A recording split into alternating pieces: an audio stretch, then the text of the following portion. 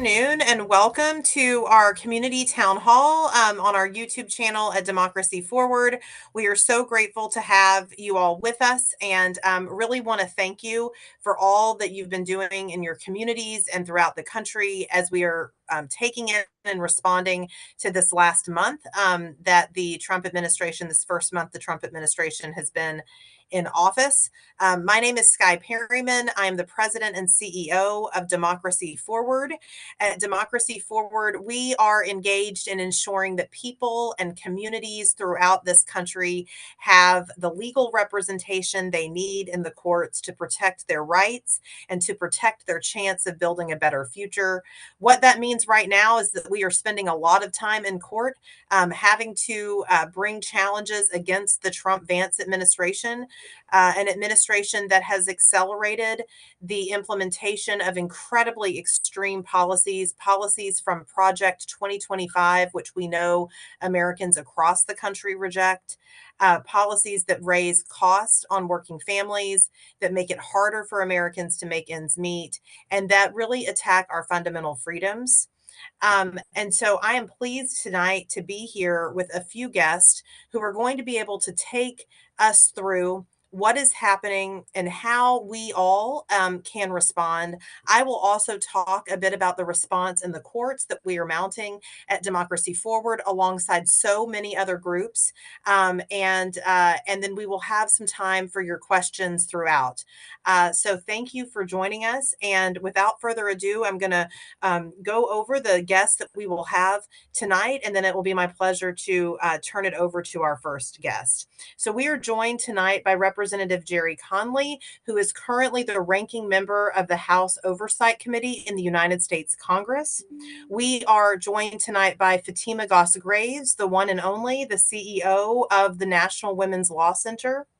We are also joined by Richard Trent, who is the executive director of the Main Street Alliance, which is an organization of small businesses, and has already been participating in lawsuits to defend communities and businesses against this administration's extreme agenda. And last but not least, we are joined by Rob Shriver, who up until 12:01 on Inauguration Day was the acting director at the Office of Personnel Management, the office that supports our civil service in the United States. And now we are pleased that he is the managing director of Civil Service Strong and a senior advisor at Democracy Forward. So I'm so pleased to have Representative Conley, Fatima, Richard, and Rob with us. And we also have some Democracy Forward colleagues who will be tuning in on the live stream, seeing your comments and enabling us to answer some questions in real time. I will just say, as we reflect on this last month, this is an administration that came in and said they wanted to govern by quote unquote shock and awe, and we have seen them do that. That is not a way to prioritize the American people's interest, but a way to try to sow chaos and confusion and hopelessness and harm. But the good news is that Americans are pushing back. We see this every day in the courts and in our work at Democracy Forward, where we have seen more than 60 lawsuits filed just in this month alone, and a number of federal judges throughout the country standing up and blocking this administration's agenda. And we see it in communities and with people across the country too. So you're going to hear some about that today. Before we get started, I want to encourage you to visit the Democracy Forward website, but also the Democracy 2025, democracy2025.org website, where you can keep up with what is happening out of the White House and how people in communities are responding and access many resources. So we encourage you to go there after this town hall tonight to stay part of our work and to get engaged. Without further ado, I will turn it over to Representative Conley, who has just been such a champion for people and communities and has really been responding in real time with his colleagues in Congress to the actions of the last month. So Representative Conley, I would love to let you have a few minutes to talk with folks that are tuning in about what you're seeing. And then I'll begin by just wanting you to maybe share with people the breaking news that many of us are seeing and celebrating that you and your committee colleagues on your committee have launched a probe into the DOGE, the Elon Musk-driven Department of Government Efficiency, so-called. So I would love to hear about that and to have you talk with folks that are tuning in tonight. Thank you, Sky. And good evening, everybody. It's evening here in Washington. I think this town hall meeting is really important. What we are witnessing is unprecedented, and that word gets bandied around, but this one really is unprecedented. It is a frontal, complete assault on the federal government as a government. It touches everything from food and health and safety to maternal child care to the functionality of the government itself to national security. And all of it under assault. And all of it led by an unelected billionaire, the richest man in the world, a South African migrant, Elon Musk. And the ironies of someone with so many conflicts, who himself is an immigrant, running an anti-immigrant, anti-government operation, a government with which he has billions of dollars of contracts, by the way, both in his electric vehicle operation and in his space operation. It is just unprecedented that he would have that kind of power. We have seen them go into the bowels of federal agencies in a way they did not 4 years ago, or the first time he was president, 8 years ago now. And they are dismantling, they are deconstructing, they are canceling, they are firing, they are ending probationary employment, they are downgrading and demoting and transferring where they can. And of course, they're also offering federal funding freeze, a federal hiring freeze, and an early retirement promise that really they can't make because it's predicated on another budget that hasn't been passed yet. So in the midst of this sort of fire hose, and it's been described as flooding the zone, they're doing so much that it's hard for poor little Democrats to keep up. And as Sky said, our strategy is to flood the zone in reverse.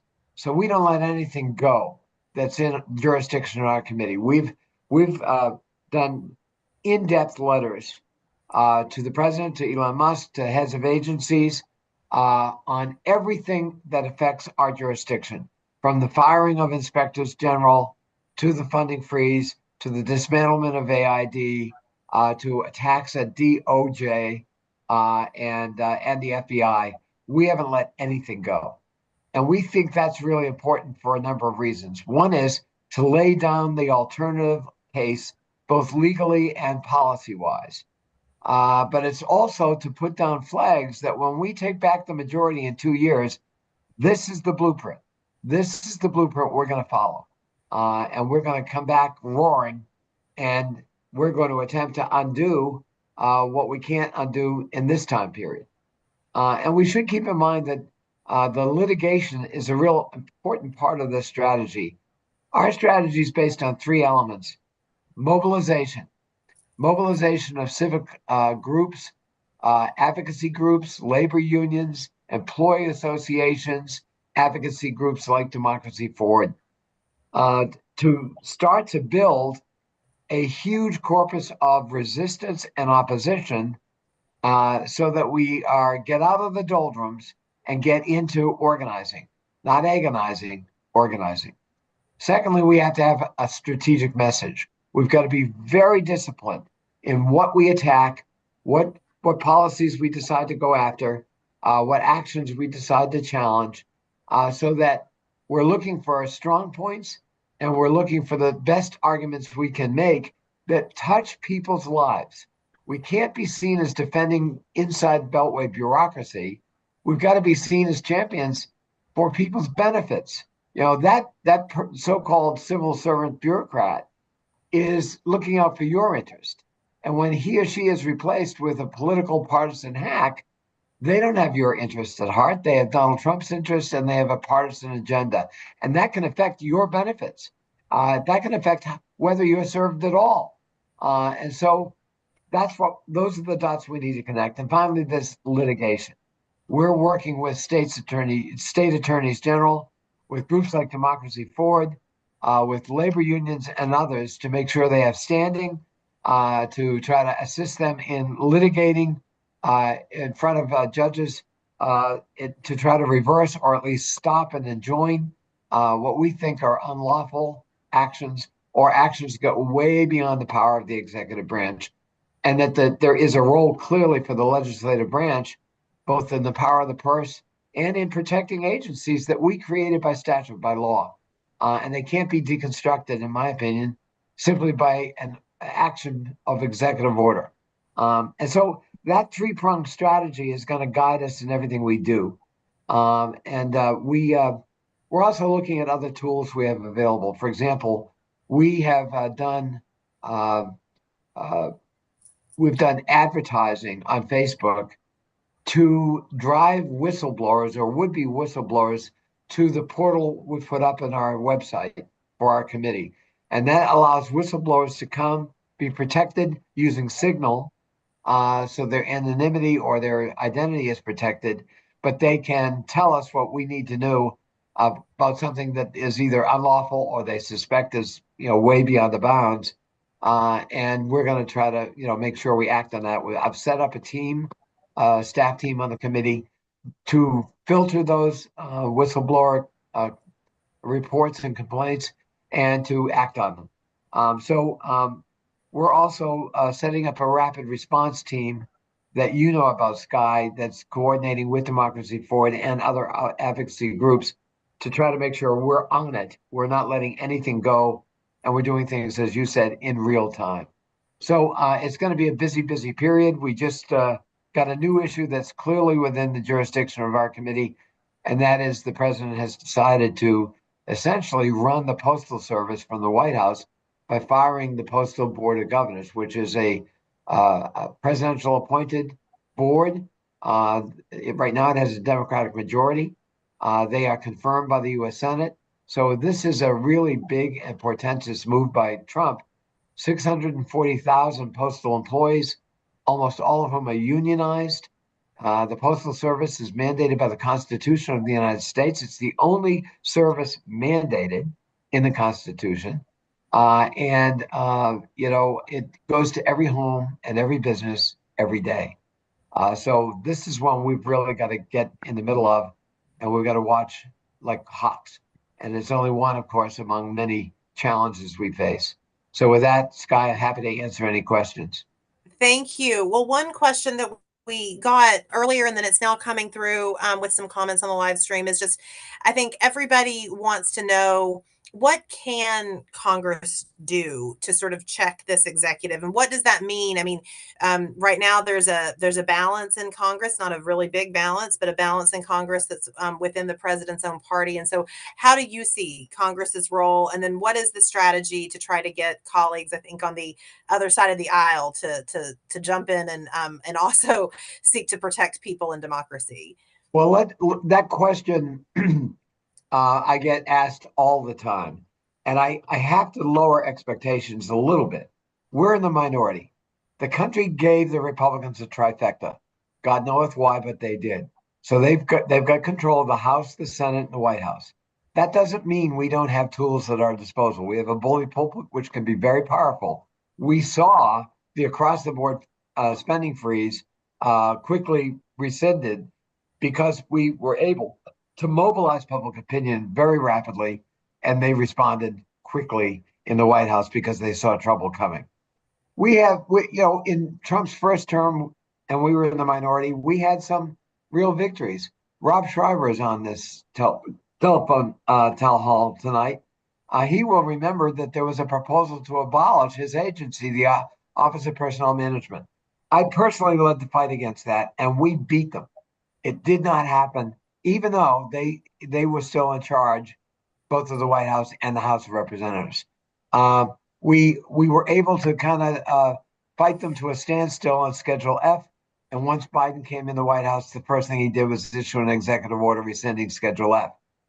We fought them on ascertainment at GSA. Emily Murphy was the head of GSA. she had the power to ascertain who won the 2020 election. If she did not ascertain, there was no transition. We were able to bully her with the bully pulpit, if I can use that word, into doing the right thing, ascertaining the election, which allowed the transition and the swearing in of Joe Biden to go forward. So it's not that we can't have victories, but our tools are limited while we're in the minority. And we're going to do everything we can. We're going to use hearings. We're going to use the halls of Congress. We're going to use the media. We're going to use the bully pulpit. We're going to use the rule of seven. We're going to use litigation. We're going to use partnerships with outside advocacy groups and labor unions to do everything we can to help the American people understand what's at stake here and to try our best to stop them in their tracks as they are in this wrecking ball mission, which is not a government efficiency mission. It's just a mindless, reckless wrecking ball to destroy government and to destroy confidence in government. And that's going to hurt real Americans in real time. Rep. Conley, the other question that we have, and we have civil servants on the live stream tonight, and I know that you of course represent a district with many civil servants, is just a lot of folks are really concerned about the attacks that you've already spoken about tonight on the civil service from this administration. And so maybe if you could, the question is sort of what can Americans do? I mean, we're going to fight, we're fighting in the courts on all fronts, in the courts and in the administrative process, and you all have been quite supportive of that. And I know raising the alarm bell in Congress around these things. Are there other things that you want to see people do in terms of making their voices heard in support of our civil service? The more we can sort of mobilize grassroots outside of the Beltway in communities that might surprise Republicans, where there's a big federal footprint. There's a big federal footprint in a state like New Mexico, huge federal footprint in a state like Alaska. These are Republican, well, Alaska, a Republican state, New Mexico, a Democratic state, but it surprises people to think about it. There are national labs like Los Alamos that do enormous service to the United States security posture. And we need to highlight that. We need to make sure people understand these are the people who are going to be affected. National Park Service, communities all across the country have Social Security offices, IRS offices, Veterans Administration hospitals and clinics and offices to process claims. All of that is under jeopardy when you have this kind of wrecking ball approach to the deconstruction of government by Elon Musk, who won a mandate from nobody.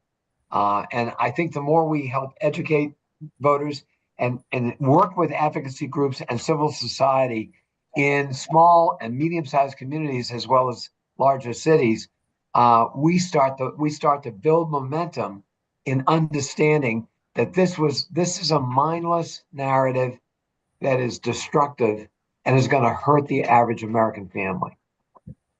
Well, Representative Conley, we are so grateful that you're here tonight and that you joined us. We know you've been on extensive travel, and so thank you for taking the time in the evening so that our folks from the West Coast can also join at the end of their day. And we appreciate you being with us and for all that you're doing. Well, Sky, thank you. And thank you to Democracy Forward. You're doing the Lord's work. And we want to help you and collaborate with you in any way possible. Thank you for having me on tonight. And thanks so much for everybody for getting on for this town hall meeting. Thank you. Okay, next we have Fatima Goss-Graves, who will be coming on video soon and is the CEO of the National Women's Law Center. It is wonderful to have Fatima with us, and Fatima and I are going to do a bit of a conversational discussion, and I'll just reflect as we're moving to this, that in the last Trump administration, the National Women's Law Center, as it always is, was really on the front lines of protecting women and girls from a range of destructive policies. And then, of course, they're always doing that in the states. And then now we're back again. Democracy Forward has been so pleased to be able to work with the Law Center in so many ways, including in securing some key victories against the administration's attempt to undermine women in the workplace, as well as a range of other protections in the last administration. So Fatima, thank you for joining us tonight. And I really just wanted to start off by saying a huge thank you. You've got a lot of fans on the live stream, fans of the National Women Law Center. And we'd love to hear how as you're looking over this month and you're like looking ahead, really what you're seeing in terms of the effects on women and girls and the effects on communities across the country. Well, I'm so glad to be with you guys tonight and so glad you had this conversation, Sky. And I have to say, Democracy Forward is probably our favorite co-counsel, and hoping that We love you guys. and hoping we will have a chance team up in this time. I probably should start where the congressman was, because he sort of walked through the categories of destruction that we have seen over the last month, right? Whether it is freezing federal dollars or firing illegally civil servants, or illegally engaging in a range of executive orders in the name of defending women or in the name of protecting this country from DEI. And they have basically engaged in a bunch of lawless behavior, pointing to defending and protecting women and pointing to ending diversity, equity, and inclusion as their justification for their lawlessness. And it's one thing to look at the executive orders in the abstract, but the moment they did the funding freeze, we started hearing immediately from folks who run rape crisis hotlines who are saying, we will have to shut down the line for the entire state, from folks who run domestic violence shelters, from Head Start programs, who even after the court enjoined the freeze and the spigot should have turned back on and programs should have been operational. That was not true for many, many days for a lot of programs. These are not programs. These are not, childcare programs are very small businesses. They do not operate with giant budgets. If they don't have money to pay their staff, they have to shut down. And when they shut down, that's not only terrible for the mostly women workforce who work for them, but really for every parent who relies on childcare and early learning, and for the companies that are wondering why their workforce can't show up to work because they don't have childcare. So all of that was sort of just in the first 2 weeks. So there is a specific gender story for basically almost all of their executive actions, whether or not we always see it through that lens. The other thing, and I'm really curious because, Sky has had a lot of hats over time, but one of those hats has been working deeply in the reproductive freedom movement, right? One of the things that they have been trying to do far more quietly is begin their assault on reproductive freedom, right? The executive order that sort of lays the path to undo many of the guidance that have been critical ensuring people can access care after in the wake of Dobbs, or the little quiet ways they are trying to grant fetuses more rights than pregnant people in this country, hoping that we won't notice. Or, and you saw just this week for show, as fast as they have been running around the government wrecking shop, they basically issued an executive order on IVF that amounted to a plan to study a plan about whether or not people cared about IVF. Well, I thought they could, what is it? What's the saying? Move fast and break things. Why can't they move fast and break things to get people IVF?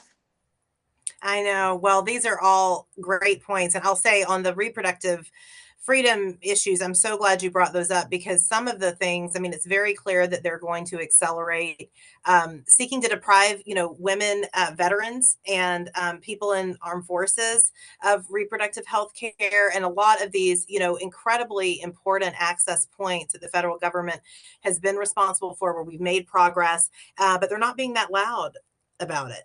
These are you the know? in the dark of night, quiet chirps. You have to go deep in to figure out what they did. I don't see big press conferences about Right. many ways they're denying care. Right. Well, we'll have to work on that, and we know that they will show us. They show people who they are every day, and they will do that, and we'll be there to help people and communities respond as these things sort of take effect. Maybe with some legal challenges with you all, and other ways of mobilizing. Let's talk about this obsession that they seem to have with eradicating what they are going to call DEIA, but really these incredibly extreme orders and now letters that are seeking to condition federal funding on a particular ideological view, seeking to threaten people that if, I mean, we were in court earlier this week and the government could not answer the question. If are you, the judge said, if are you saying that there would be a penalty for someone that was teaching about Jim Crow in school, like part of our history, and they wouldn't answer the question on the record. This is happening in 2025 in this first month. But let's talk about those executive orders and what you're seeing, what you think you will see in the sort of spaces and communities that the National Women's Law Center shows up for.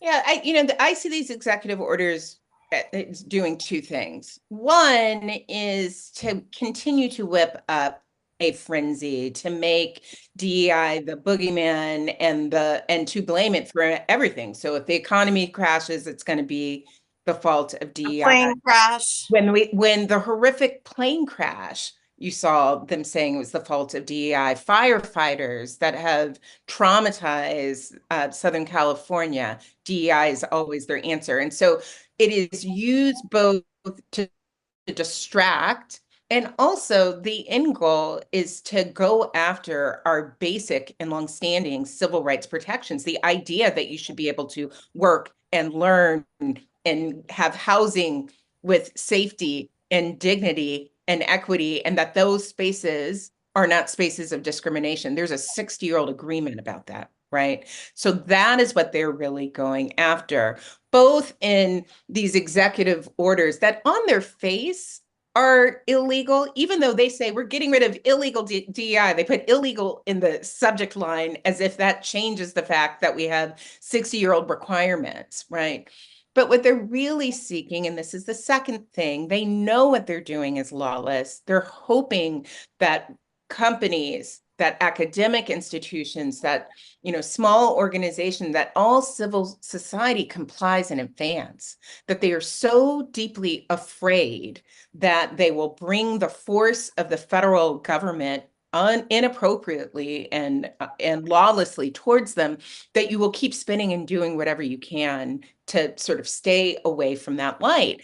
That has to be confronted head on. Right. What they are doing is not only in tension with the Civil Rights Act, with longstanding laws, like whether it be Title IX or beyond, it is inviting extra discrimination. It is creating containers where organizations are not going to take the steps they actually need to take to ensure that people can learn and work with dignity. Well, and that's such a powerful point, and there'll be lots that we will have to do in the days ahead that we're already doing, and the National Women's Law Center is already doing, and doing in the days ahead. And I think that this compliance and the tendency for institutions, I mean, we see people and you see people in your work every day that have a lot writing on all of this, and they're stepping forward and they're being courageous. I mean, women institutions that are afraid to stand up. And so I think the last thing I'll just ask you as we're closing out is, I've always admired about you and the National Women's Law Center the courage that you have to speak the truth and to be there in the hard places. And so how do you encourage those that are tuning in? What can we all do to find that courage? And then how can people follow and get involved with the National Women's Law Center? Yeah, well, first of all, I believe deeply that courage is contagious. It's really hard to be courageous by yourself, but in the company of others, it starts to feel okay. And so we have been on purpose highlighting acts of courage, the individual civil servants who are speaking out and knowing that comes with risk, the folks who are doing things knowing that they may be doxxed, the people who are joining together in their community. And so there is no act too small of courage that is unimportant in this time. So I just want to say that first. So what are the things that I'm hoping people will do? Democracy for It, you guys have been the first really out the gate with litigation. It has been so incredibly important. And many of us will be joining you to come, so stay tuned. But what I